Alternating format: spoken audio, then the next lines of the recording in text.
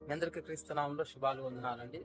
First సారిగా నా video చూస్తున్నట్లయితే సబ్స్క్రైబ్ చేయండి, లైక్ చేయండి, సపోర్ట్ చేయండి. ఈరోజు కృత నిబంధనలు యేసు ప్రభు యొక్క జీవిత చరిత్ర మత్తయి సువార్త, మార్కు సువార్త, లూకా సువార్త, యోహాను సువార్తల్లో యేసు ప్రభు యొక్క జీవిత చరిత్ర పుట్టుక నుంచి పునరుద్ధానం వరకు మనం చూడగలం. 12 ఏళ్ళకే యేసు ప్రభు జ్ఞానం కలిగి ఉన్నాడు. తల్లిదండ్రులకు లోబడి బ్రతికాడు. వయసు వచ్చిన తర్వాత బాప్తిసం పొందాడు, స్వార్థ పరిచర్య చేశాడు. పాత నిబంధనలో ఉన్న ప్రవచనాలన్నీ కూడా యేసు ప్రభు సంపూర్ణంగా నెరవేర్చాడు. కుంటి వారికి నడకనిచ్చాడు, గుడ్డి వారికి చూపునిచ్చాడు, కుష్ఠరోగులు సైతం ముట్టి స్వస్థపరిచాడు, చనిపోయిన వారిని సైతం ప్రాణం పోసి బ్రతికించాడు.